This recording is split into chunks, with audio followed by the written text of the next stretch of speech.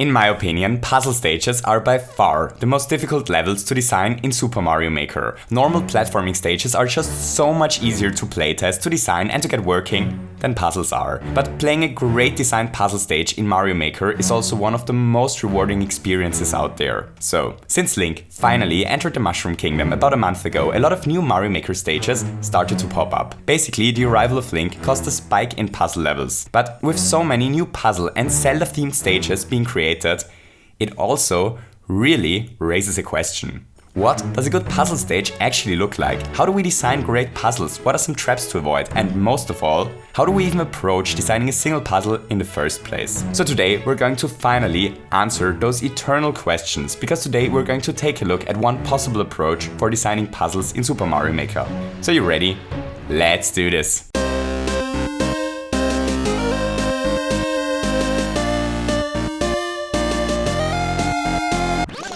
Okay, so first things first, there is not one singular correct way to making great puzzle levels. There are many different approaches that can create amazing and creative puzzle levels, and some people might prefer different stages than what we are going to discuss in this video. So don't think about the stuff we're going to take a look at as the absolute universal truth to designing puzzle levels, but more like one out of many blueprints that can help to make better puzzle stages.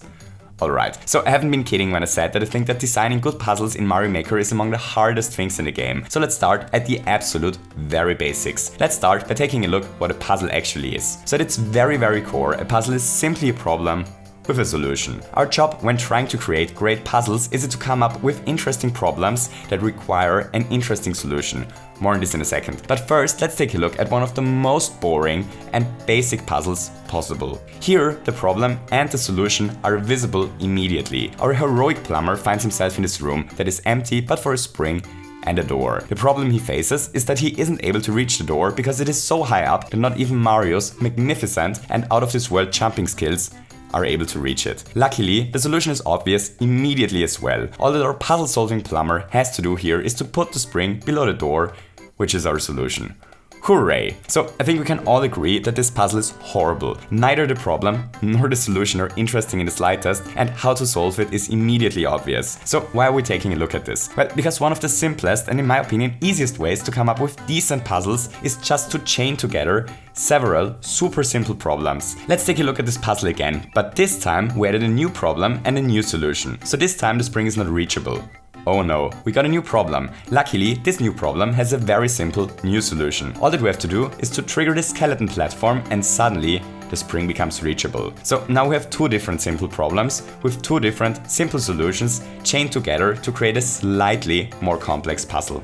Let's go crazy with this concept and chain tons of different simple puzzles together. Alright, so this time the spring isn't reachable because it is underground. The way to reach it is to use the skeleton platform, but we can't activate it because it is blocked by an evil red block. The way to get rid of the block is to trigger this on-off block, but we can't trigger it ourselves. Luckily, activating this blue platform drops a muncher on top of the bomb, which allows us to trigger the two-state block, but now we can't reach the platform because of the stubborn brick blocks blocking our progress. However, we were able to get rid of those by triggering one of the P-switches, but we can't reach those. Luckily, this pipe spawns huge spike balls that would do all the triggering for us, but sadly the pipe is blocked. We can unblock the pipe by stepping onto the snake blocks, but we can't reach those because those are up too high. Luckily, it is actually possible to reach them by discovering that there's a hidden block hidden beneath them, but even if we do all of this, then we aren't able to grab the spring because the spring is now behind evil blue blocks, so we need to trigger this on-off block again. The way we do this is by dropping down this blaster and hooray! We were finally able to grab the spring in order to reach the exit door. All that we did here was to chain together a series of super simple puzzles until we got a complex sequence of mini puzzles that together create a much more complex problem.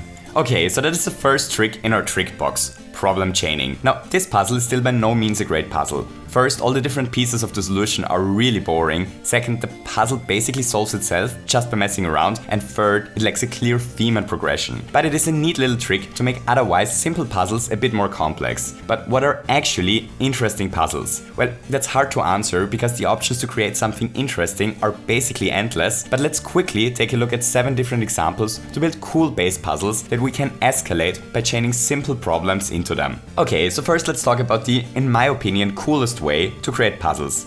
Learn something puzzles. So the idea for those puzzles is quite simple. There is a problem and the player doesn't immediately understand the solution to the problem because first, they have to learn something. So what is stuff that the player could need to learn? Well, one thing are not so well known Mario Maker mechanics, like that Yoshi is able to swallow fire from a burner, and that our useful fire swallowing dinosaur is able to carry this fire through doors. Another example for a game mechanic that a lot of people aren't familiar with, that stiletto boots cause destructive shockwaves of air that kill everything in their path. A classic example for such a learning progression puzzle would be to have a setup like this. The only way to kill the muncher here is by a destructive shockwave. But when our hopefully entertained player reaches the spot the first time, she doesn't even have a stiletto boot yet. So she probably realizes that there is a problem, but the solution isn't understandable right now. At a later point, she gets the boot, but may not yet be aware that these shockwaves exist. But even later, she reaches a learning room that is designed in such a way that she understands the mighty power of dangerous shockwaves. Now she's able to add 1 and 1 together, and the spot from before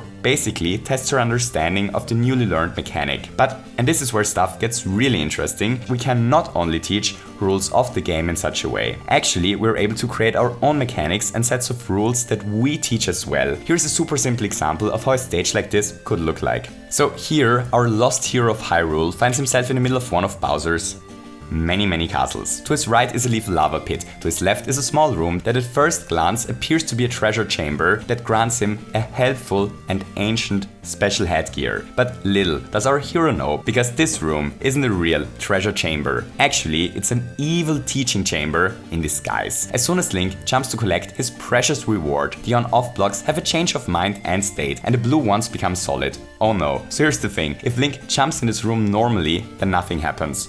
Only when he jumps at the place with the 3 Bowser statues, the on-off blocks change. That's a rule of our hypothetical stage, and that's the mechanic we're currently trying to teach. Whenever there are 3 Bowser statues, jumping changes the blocks. Once Link understood that, he's able to leave this room again. But not only this, now he also gathered the knowledge on how to cross the lethal lava pit. All that he has to do is to always jump when he sees the Bowser statues. Hooray! Alright, so that we have to learn something problems. Next, let's talk about notice something problems. So the core idea on how to solve a notice something puzzle is to, well, notice something. Here's one of the most simple possible notice something puzzles. So here the path forward is locked, and the way to proceed is to trigger a P-switch. The solution to this puzzle is to notice that we're able to climb up here. So once again, that's not really a puzzle because it is so unbelievably obvious that we're able to climb up here. Which brings us to our next concept. Noise. So what do I mean by noise? Well, noise is how much distraction from the actual important parts of a puzzle is going on. It's probably best explained by taking a look at the exact same puzzle once again, but this time we added a ton of noise. So here our endless bomb carrying hero is once again confronted with a locked door, and once again the solution is to climb up this vine. The only difference here is that it is not that obvious that it is possible to climb up here. This time our hero actually has to notice that there is a path up here. It's the exact same puzzle, but there is so much decoration and useless stuff going on that we get distracted from the actual solution. Basically everything we added is noise. Decoration, enemies, useless items that look as if they could be useful, this kind of stuff. So adding tons of noise to a puzzle is a really easy way to make an otherwise simple puzzle more complex. How much noise you like to add to your puzzles is kind of a question of style. I usually prefer it if puzzles are really easy to read and if there is not much noise going on beyond what is really necessary, but especially when going for puzzles where it is required to notice something,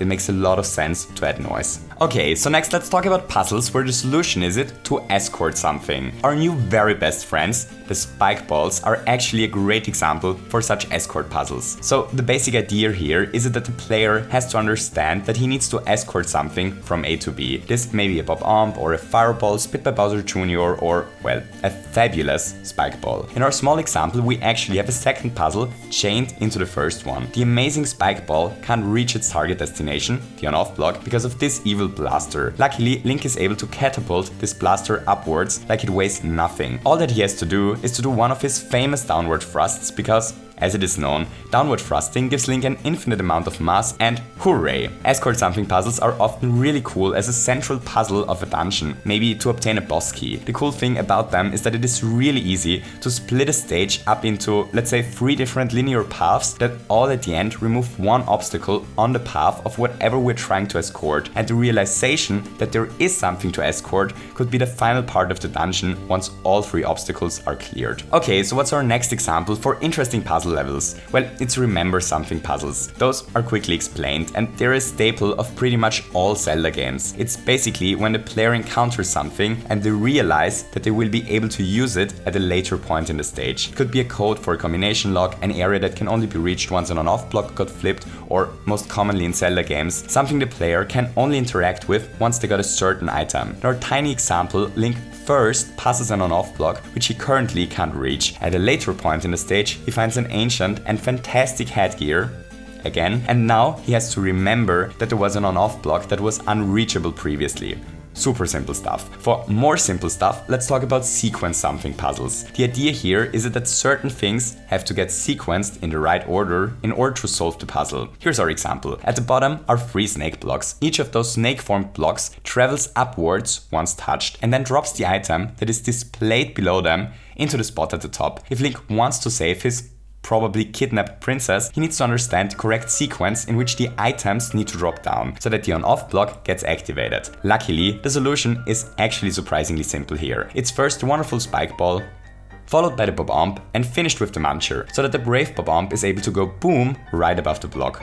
Hooray! So sequence puzzles are probably a good spot to talk about another aspect of puzzle designs that is sometimes overlooked. A good puzzle is hard to figure out, but, and that's the key, it's easy to execute once understood. I often run into levels that feature really cool puzzles on paper, but executing the correct solution is really difficult or tedious. The problem with such puzzles is the following. So when playing a normal Mario stage, the fun is in jumping around, maybe playing as fast as possible or as safe as possible or whatever. But the fun comes from actually playing through the different challenges. The fun comes from the execution. Puzzles are different. The fun in puzzles is figuring them out, not executing the solution. So once a puzzle is solved, it basically loses all its replay value. We can't solve a puzzle in a better way or faster or more careful the next time we solve it. Once we've figured it out, it just becomes a tedious obstacle to do it again. So if it is really difficult to execute the correct solution, then the stage gets really tedious to replay if the player dies after that puzzle. So it's obviously not always possible to build puzzles in a perfect way, where the solution can be executed within seconds in Mario Maker, but whenever it is possible to make inputting the solution less tedious, I think it's a good idea to do so. And if it is absolutely not possible, it's always a good idea to throw a checkpoint after such a puzzle.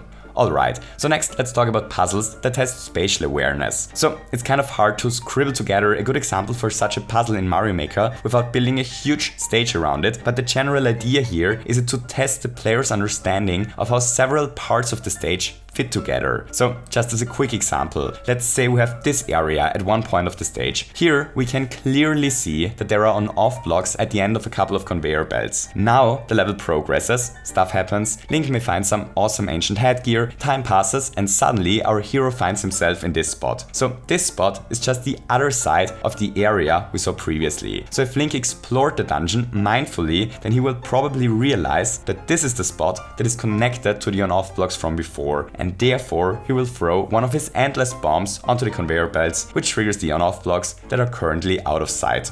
Cool. So finally, let's talk about not a puzzle puzzles. So what in all Fuzzy's names are not a puzzle puzzles? Well, those are puzzles that actually solve themselves, but feel as if they were a puzzle. Think of those as problems that a player realizes, but that actually don't require any thinking on the player's part to get solved. Maybe there is a wall blocking progress, but after a while our arrow shooting, not a plumber, reaches a certain spot and suddenly the wall implodes and the path forward opens up. There was a problem that felt like it needed a solution.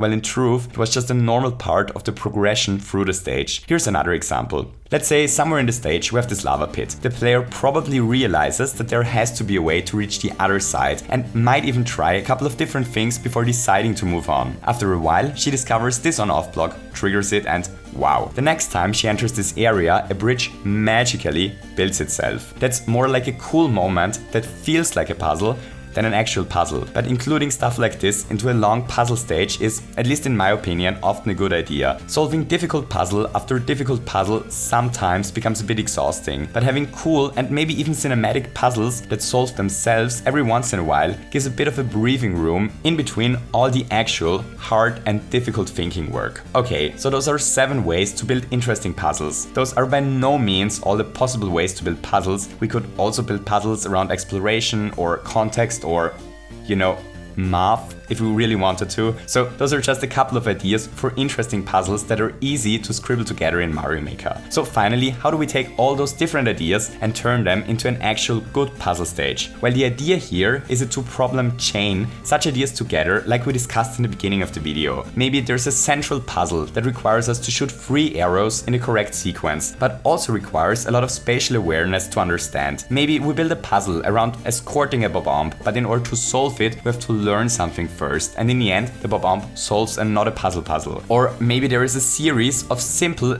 A does B puzzles, but we have to notice something before we are able to start the sequence of puzzles. You probably get the idea. Building small problem chains out of interesting problems is one way to end up with really cool puzzles, and it is how I usually approach designing puzzle levels. For anyone who is interested in how such a stage looks like, I built a small puzzle dungeon around those ideas. The stage isn't perfect, sadly, it ended up being a tiny bit too confusing for my liking.